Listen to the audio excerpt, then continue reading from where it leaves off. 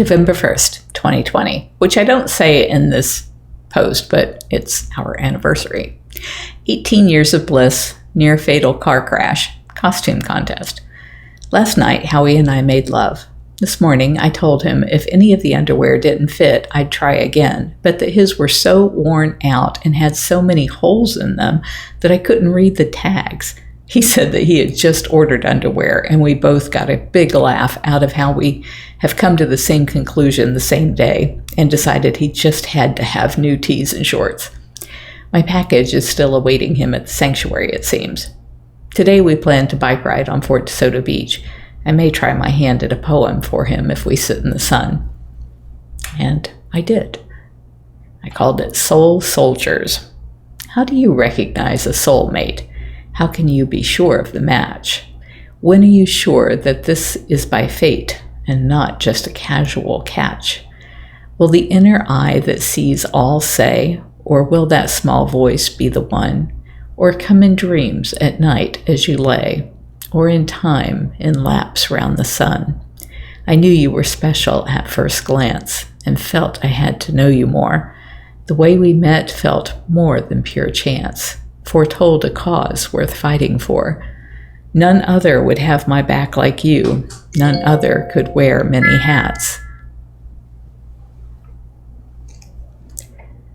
None other would have my back like you. None other could wear many hats. To be the one who could share my view, to battle to save big cats.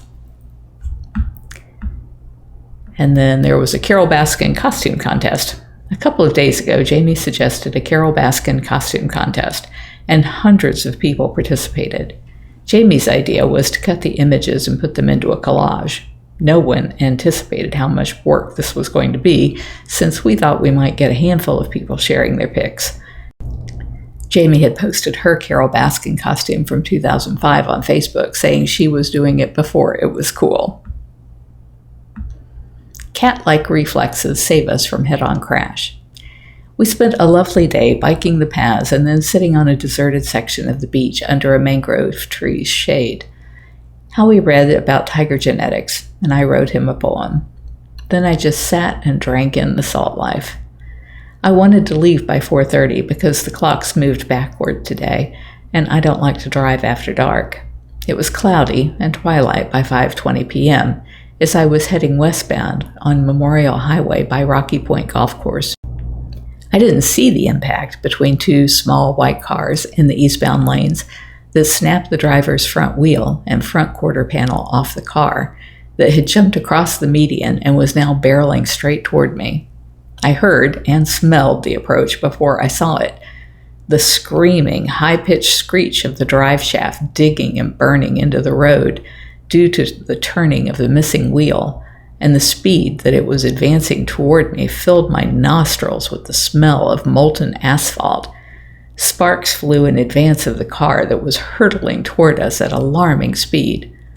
The approaching car pitched violently to my right, and instinctively I must have reached out to brace Howie for impact. But using my left hand, I steered to the left to avoid a collision. Time slowed as the car made a sudden spin back to my left, so again I steered opposite him. Just as he came within inches of the left side of my truck, I saw the car was about to swerve toward me again in the snake-like whipping manner it had been traveling. I stomped the gas as hard as I could to pull forward so that his pitch back toward me just barely missed the rear of my truck and our two bikes that were surprisingly still in the rack. Within about 10 car lengths, the driver managed to pull his swerving little car to a halt in the middle of both oncoming lanes, which had veered away from him so that no one else was hit. Seeing all were frozen on both sides of the street, I saw the car that must have been where the original wreck occurred, as it too seemed to have taken most of the impact, and it was now nosed off into the grass on the other side of the street. I muttered something about people being too dumbstruck by the scene to drive. Checking mirrors to make sure I could avoid those in front of me who were gawking, Howie said, "I was looking at the golf course and I didn't even see the car coming at us until you hit me in the chest. It happened so fast I wasn't even aware that I reached out to protect him. So I said, 'I hit you in the chest?' We both had a good laugh about that reaction, as my mother had done that once in a near accident we were in when I was a child. She had knocked the wind out of me. Howie then went on to say the driver of the car had done an amazing job of keeping his car under control. I just shook my head. Did he not see that the only reason that we didn't die in a head-on collision tonight is because time slowed to the point that I was able to counter every uncontrolled swerve of the approaching driver? I'll chalk it up to him having lost oxygen to his brain when I pinned him to his seat while steering one-handed to save us both.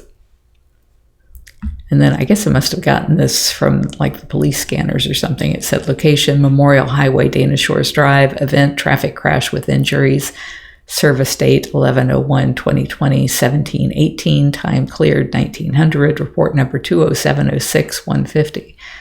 I asked Katie and my mom, who always seems to be in the know, if they knew any more about this, and my mother took the opportunity to chastise me. Why do I keep opening myself up to such treatment? She said, we don't watch much news anymore, but if I see any information on it, I will let you know. It was probably your angel that did the driving, not you. Someday you will realize again that the Bible is the Word of God and Jesus is His Son, and change your heart back to where it was so many years of your life. Love you both, and thanks be to God, you are safe.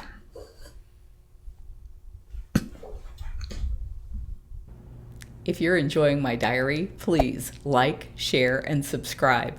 You can find other ways to connect to me over at bigcatrescue.org/Carole.Baskin.